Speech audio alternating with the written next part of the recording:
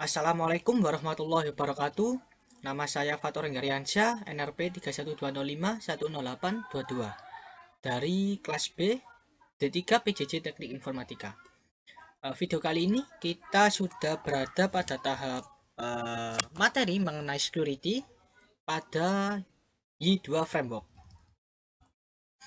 Oke, overview.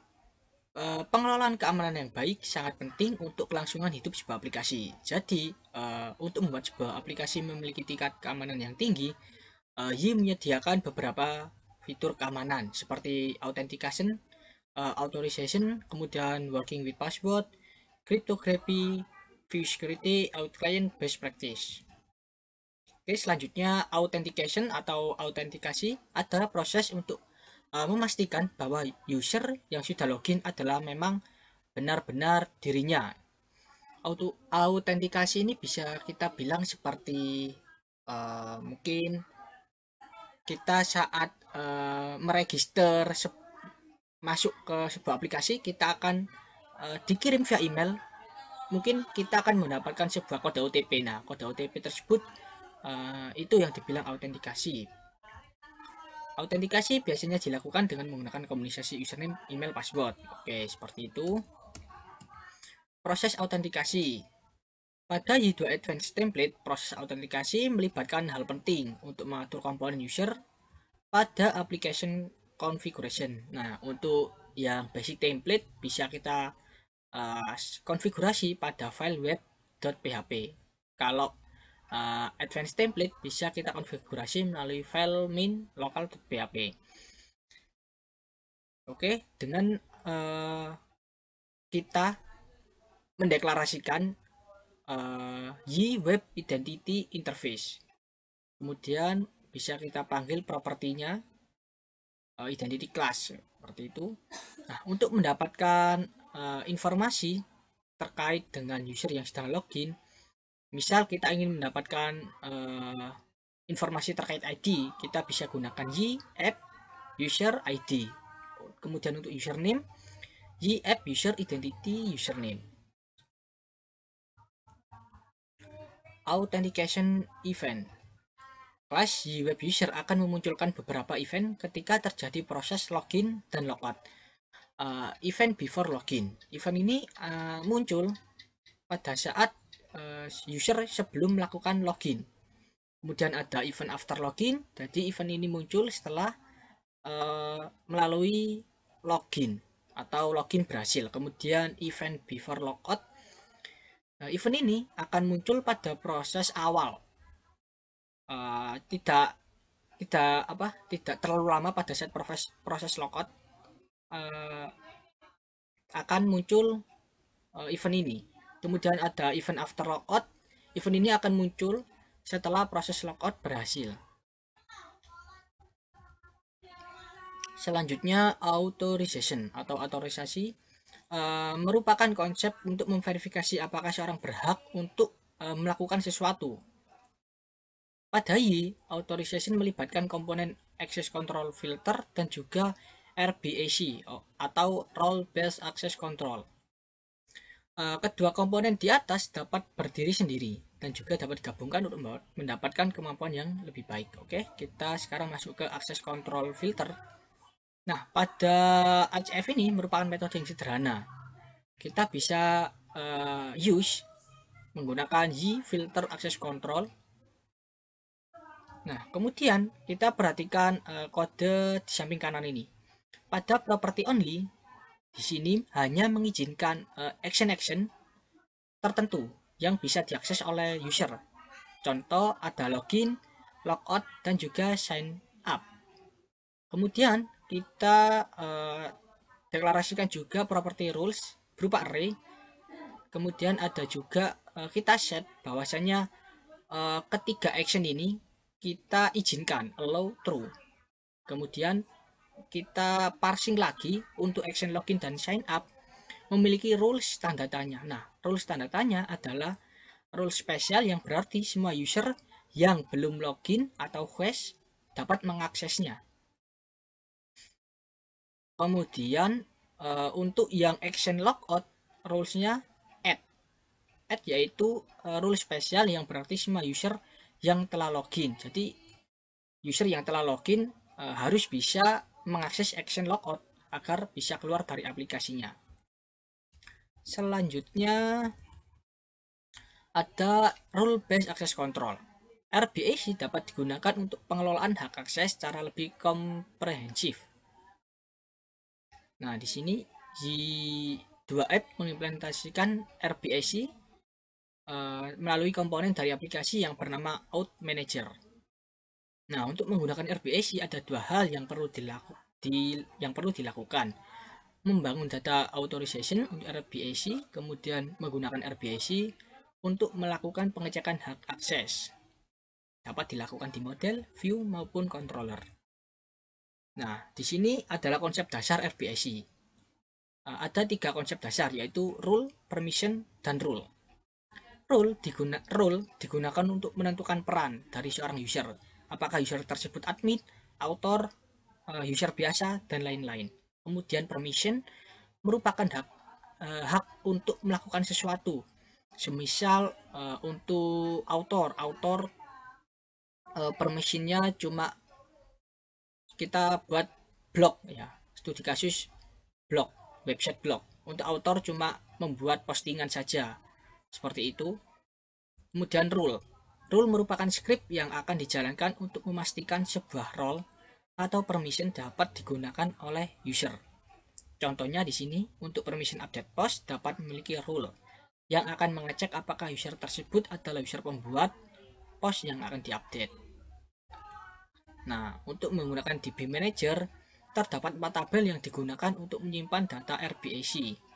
Ada out item untuk menyimpan daftar item, kemudian out item child untuk menyimpan data hubungan antar item, out assignment untuk menyimpan data hubungan antar user dengan role, kemudian out rule untuk menyimpan sebuah rule.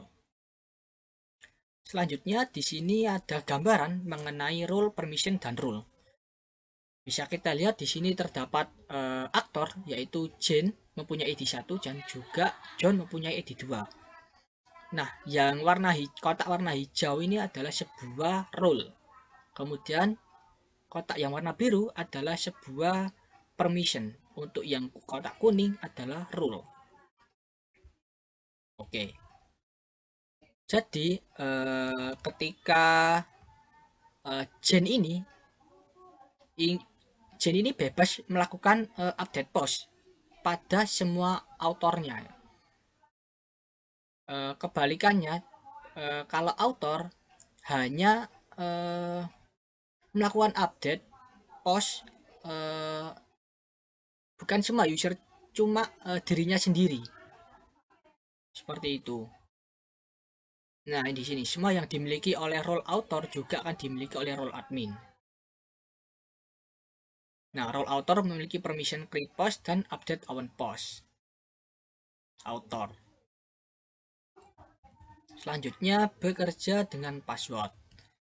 Semua developer wajib tahu tentang menjaga keamanan sebuah password. Untuk yang sebelumnya, MD5 dan SHA-1 ini algoritma hashing ya, cukup aman. Tetapi saat ini sudah dikatakan tidak aman lagi karena kita bisa gunakan metode brute force untuk menebak sebuah isi password plain text-nya. Nah, untuk meningkatkan keamanan tersebut terdapat algoritma hashing yang lebih kuat terhadap serangan brute force, yaitu bcrypt. Nah, untuk menggunakan bcrypt atau hashing kita bisa menyediakan helper. Di sini ada y-app get security, kita panggil function get security. Kemudian ada cryptography. Nah, ada cryptography ada 3 hal, yaitu mengenerate data random, kemudian enkripsi dan dekripsi, mengkonfirmasi integritas data. Nah, untuk mengenerate data random, biasanya ini dilakukan untuk proses mereset password via email. Seperti yang saya bicarakan sebelumnya, pada saat ketika kita ingin mereset sebuah password, maka sistem akan mengirim kita sebuah link. Nah, pada link tersebut terdapat sebuah random string biasanya, atau mungkin kita dikirim sebuah OTP. Nah, OTP itu adalah data randomnya. Kemudian enkripsi dan dekripsi. Enkripsi itu beda dengan hashing. Kalau hashing itu hanya satu jalur. Jadi maksudnya kalau kita menghash sebuah password, jadi tidak bisa dikembalikan lagi. Kalau enkripsi terdapat dua jalur, yaitu jika kita mengenkripsi sebuah password, maka kita akan bisa mengembalikannya lagi, atau yang dinamakan dekripsi. Kemudian ada juga mengkonfirmasi integritas. Nah, di sini adalah penerapannya.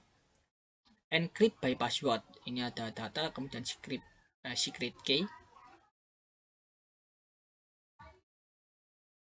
Lanjut, ada best practice. Untuk menerapkan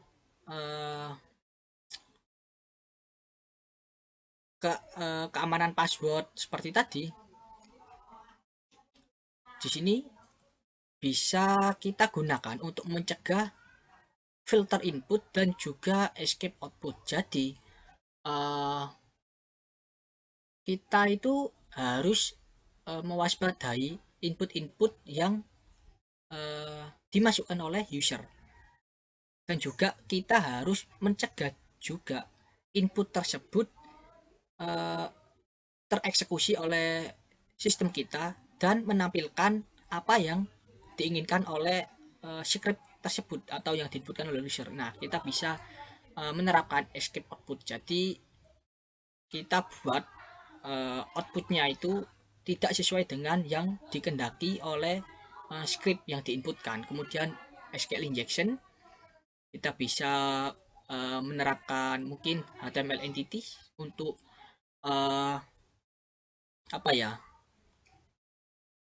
untuk memfilter parameter. Kemudian ada XSS atau cross-site scripting. Cross-site scripting ini sama seperti file filter input dan juga escape output ini. Kemudian ada CSRF, yaitu cross-site request for query, yaitu pada setiap form ada sebuah token. Nah, token tersebut dapat dimanfaatkan. Kemudian file exposure, yaitu mungkin bisa dikatakan semacam directory listing pada website. Kalau belum tahu mungkin bisa di search mengenai directory listing. Kemudian ada debug info and tools at production. Kemudian ada secure connection over TLS. Nah, sebaiknya kita menggunakan protokol HTTPS ketimbang HTTP, karena komunikasi antar user dengan sistem akan dapat diketahui atau di-sniffing ya, kalau misal kita menggunakan jaringan yang sama ya. Kemudian ada secure server configuration. Jadi kita harus membuat atau kita harus memilih sebuah server yang benar-benar secure pada saat kita ingin mendeploy sebuah aplikasi. Ya mungkin portnya, kalau port yang tidak terpakai ya ditutup saja, kalau yang terpakai ya tentu saja dibuka, seperti itu. Nah, kemudian kita masuk pada latihan. Pada latihan ini kita akan bahas pada video selanjutnya. Mungkin sekian yang bisa saya sampaikan, kurang lebihnya mohon maaf. Wassalamualaikum warahmatullahi wabarakatuh.